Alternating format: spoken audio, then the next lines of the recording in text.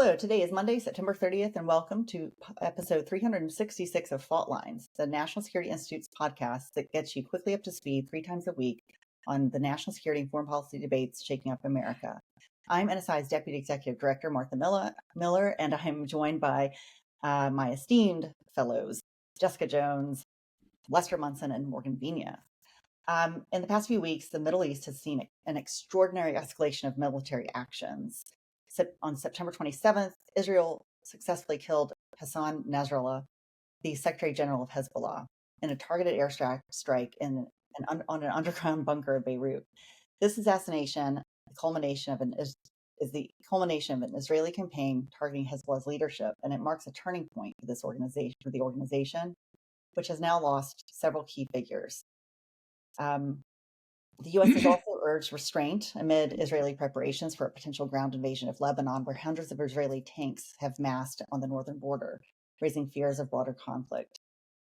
As tensions escalate, we're here to discuss the implications of Nasrallah's death, Israel's evolving military strategy, and the broader regional and global impact. Morgan, first to you. With the death of Hassan Nasrallah, how does this affect Hezbollah's operations in Lebanon and the region? And also, how does this affect Israel's evolving military strategy? Sure. So thanks, Martha. Appreciate the question. Look, Hezbollah, its command has been decapitated. It is now, its communications have been sabotaged. Members of the group are scared to actually talk to one another because they risk being blown up, right? So with that said, Hezbollah is in a really, really bad way right now. And frankly, good on Israel. This clearly took a ton of planning, whether it was the walkie-talkies and the pagers, as well as the planning that went into killing Nasrallah. So Israel is hot right now. They are in a really, really strong place. At the same time, though, I think it would be a mistake for them to say or think that Hezbollah is going away anytime soon.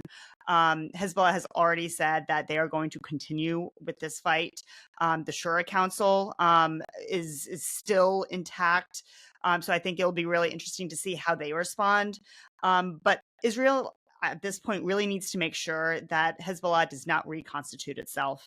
While I don't think Israel has any intent of ending this military campaign anytime soon, I think they need to continue to kick Hezbollah when they're down to ensure that they can reestablish that regional deterrence, which they lost before October 7th. Lester, after October 7th, sorry. What does the broader U.S. military strategy in the region look like now, especially with increased tensions following the targeting of U.S. assets in the Red Sea? Well, I think it's a great question, Martha. It's been hard to tell what our strategy was for the last year because the things the administration was saying didn't really match up with events on the ground. I mean, to be totally clear, the Biden administration has rightly been allied with Israel throughout this conflict. There have been on the ground, we continue to provide them the resources they need. We have deployed more forces to the region, whether it's additional troops or additional naval assets. We've stood by Israel this whole time. Rhetorically, it's been almost the opposite, where the president comes out and talks about almost an equivalence between Israel and these terrorist groups it's been fighting in Gaza and southern Lebanon. It's incoherent. It's very strange. It's really hard to take anything this administration says out loud seriously. It's almost as if they are lying about what U.S. policy is. For example, the thing that killed Hassan Nasrallah was these 2,000-pound JDAMs pummeling his headquarters 60 feet below the ground in Beirut. Those were supposedly the exact weapons we were holding back from Israel, which we were, in fact, not really holding back. So this diplomacy is a day trader's diplomacy. It's what the administration does to be in accord with Europeans and perhaps some voices in the Middle East.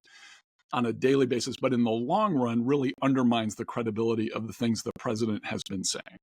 So it comes at in my view, it comes at a cost. Instead of being plain speaking and grounded in our impressions of what's happening in the real world, this administration keeps putting forward fantastical policies and nostrums that no one takes seriously, and that's a problem. So just following up on that, Jess, we have an election coming up pretty soon. What is your sense of how this could play out, given that we have a president who's not running for reelection? His vice president is, potentially leading Trump in the polls. Where do you see this headed? First, happy International Podcast Day, castmates. We made it. Wish I had a gift to give everyone. I don't. You just get that message. To Les's point, I think it's interesting. Right before October 7th, National Security Advisor Jake Sullivan came out and said, that the Middle East had been quiet. It was quieter than it's been in decades, right? And then we see this astonishing terrorist attack on Israel. And I think that belief, though, somehow is still guiding, I'll put guiding in air quotes, Biden's policy, right? This belief that peace, as long as there aren't, large hostile ground operations, that's peace. While I think while neighbors in the region actually know that's completely not true, and that what happened on October 7th was years in the making, lots of planning. Israel's intelligence operations against Hezbollah, we talked about maybe 15 years in planning. Iran's support to the Houthis and Hezbollah. It's not just during this administration; it's been going on for quite a while. So it's not been peaceful in the region. We're just calling it that. And I think what the Biden administration is trying to do is keep up that fallacy through the election, right? Like, to your point, he's going to be out of office. Netanyahu, whatever influence Biden, it's been waning over the last few months, whatever he might have now, I would think it's abysmal, because he's going to have to deal with someone else. Netanyahu's going to have some new face in a few months. And so I think the Biden administration is just trying to get through November at this point without I put in air quotes, in the U.S., deploying forces into the region more. Morgan, Les, do you agree with that? Also, what about Congress? That could potentially shift as well in the upcoming elections.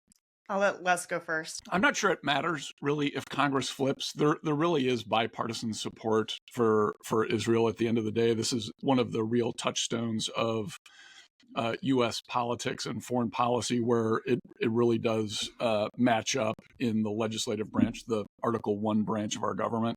And so there are some more interesting politics inside the Democratic Party these days on this issue, to be sure. But at the end of the day, I fully expect, no matter who's running the Senate or the House, for Congress to stand with our ally, the State of Israel, on all of these questions, particularly when they're dealing with groups that are terrorists against the United States, Hamas and Hezbollah.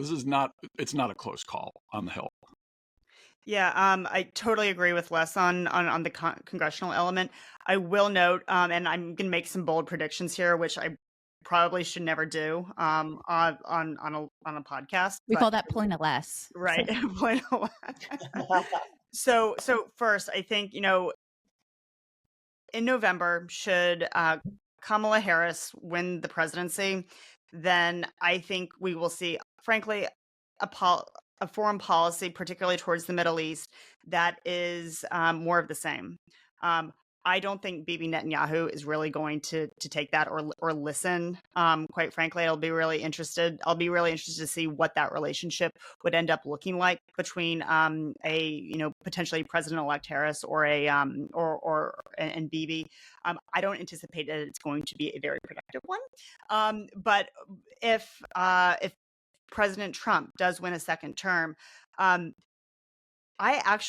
have talked a lot about, Trump being an isolationist and having a very sort of muted response to, Ukraine and wanting to pull back and negotiate between Ukraine and Russia.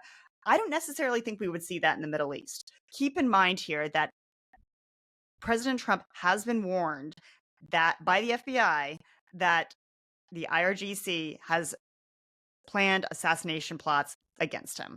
And keep in mind, if someone's trying to kill me, then I'm not exactly going to want to be able to have a restrained approach to them. So I anticipate that Trump is going to have a lot to say about Iran. He's going to, put those words into action. I guarantee you he's going to have a much more forceful approach when it comes to combating our adversaries in the Middle East. Great. Well, I think with that, that's a wrap. Thanks so much to Devlin Burney, Claude Jennings, and the NSI staff for all of their help in producing today's episode. Join us again on Wednesday, October 2nd, for another episode of Fault Lines, the National Security Institute podcast that gets you smart, fast on the national security and foreign policy debates shaking up America. Fault Lines is now on YouTube, so check out our channel for a video of today's episode. If you like what you heard or saw, be sure to rate, review, and subscribe.